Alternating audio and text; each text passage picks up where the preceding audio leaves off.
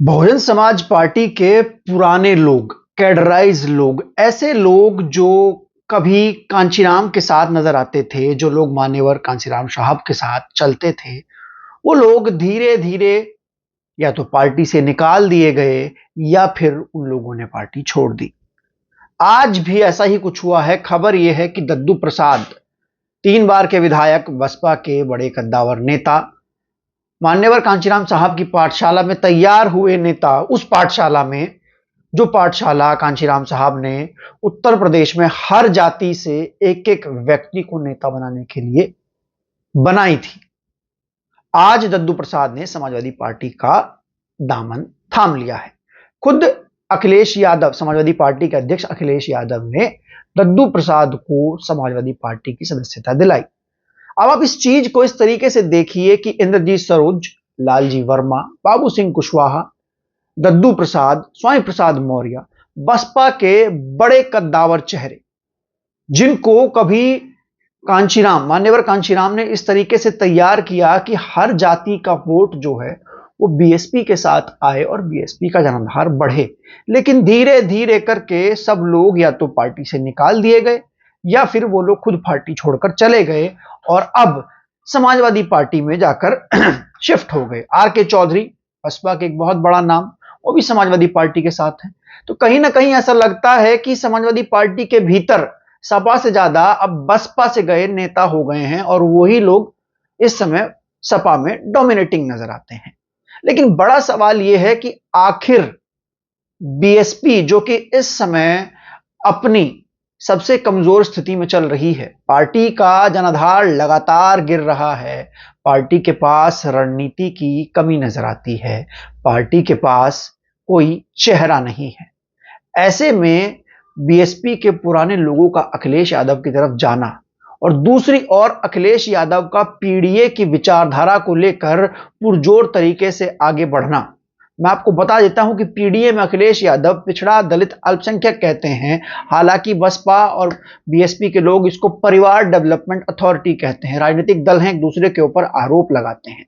लेकिन बड़ा सवाल यह है कि अखिलेश यादव ने धीरे धीरे बसपा के उन नेताओं को अपने खेमे में लेने में कामयाबी हासिल की है जो कि ग्राउंड पर बीएसपी के फुट सोल्जर हुआ करते थे।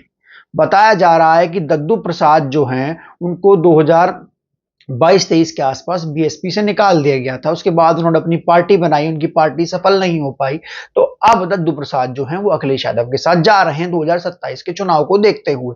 देखिए, राजनेता है, राजनेताओं की अपनी महत्वाकांक्षाएं होती हैं, लेकिन क्या एक और जहां बीएसपी पिछड़ों को लेकर एक बड़ा कार्यक्रम चलाने की बात कर रही है, पिछड़ों को पार्टी से जोड़ने की बात कर रही है, ऐसे में बीएसपी के जो पुराने नेता हैं वो लगातार दूसरे दलों में जा रहे हैं। अभी हाल ही में कल एक खबर आई जिसमें बीएसपी के कुछ लोगों को फिर से पार्टी से निकाला गया। तो ऐसे में जब बीएसपी अपनी पार्टी में पिछड़ों को जोड़ने की बात कर रही है, पिछड़ों को जोड़ने की कवायद दिखा रही है, तो जो पार्टी के पुराने नेता है वो पार्टी में ना आकर दूसरे दलों में जा रहे हैं। इससे साफ पता लगता है कि ग्राउंड पर कुछ भी सिचुएशन ठीक नहीं चल रही है। ग्राउंड पर जो पार्टी की स्थिति है उसमें कोई अच्छा सुधार नहीं आ रहा है और जाहिर सी बात है लोग जिसको जहां पर लड़ते हुए देख रहे हैं उस तरफ जा रहे हैं। अखिलेश यादव लगातार प्रेस कॉन्फ्रेंस करते हैं, मीडिया को एंगेज रखते हैं, खुद मीडिया में रहते हैं, तो उससे उनकी एक छवि जो है वो उस तरीके से बन रही है कि वो योगी आदित्यनाथ के साथ लड़ रहे हैं। हालांकि लड़ना ना लड़ना वो चुनाव के नतीजे तय करते हैं। अब आप बताइए कि बीएसपी में कब ऐसा होता है कि किसी बड़े नेता को पार्टी ज्वाइन कराई जाए तो एक बड़ी प्रेस कॉन्फ्रेंस हो, बीएसपी सुप्रीमो मायावती उसको अपनी पार्टी ज्वाइन कराए? ऐसा कभी नहीं होता।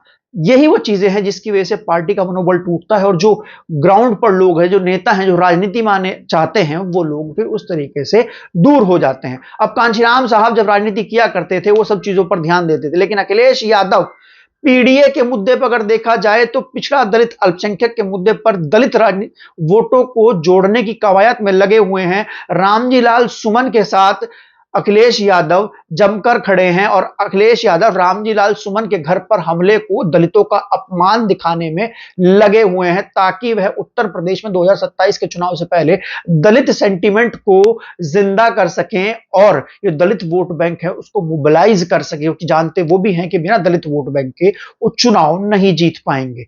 तो ऐसे में आज एक बयान और दिया अखिलेश यादव ने कि अगर रामजी लाल सुमन के घर पर हमला होता है तो उसके लिए मुख्यमंत्री जिम्मेदार होंगे। लेकिन बड़ा सवाल यह है कि बसपा के पुराने कैडराइज दलित नेताओं का समाजवादी पार्टी की ओर जाना ये किस और इशारा करता है? क्या 2027 में अखिलेश यादव जो दलित वोट उनको नहीं मिल रहा था उसको भी ले सकते हैं या नहीं? क्योंकि भविष्य अगर इतिहास देखा जाए तो ऐसा कभी हुआ नहीं है। लेकिन अब देखना यह है कि बीएसपी आगे इस सिचुएशन से उभरने के लिए क्या कुछ करती है। आपको ये वीडियो, ये विश्लेषण कैसा लगा हमें लिखकर जरूर बताइएगा।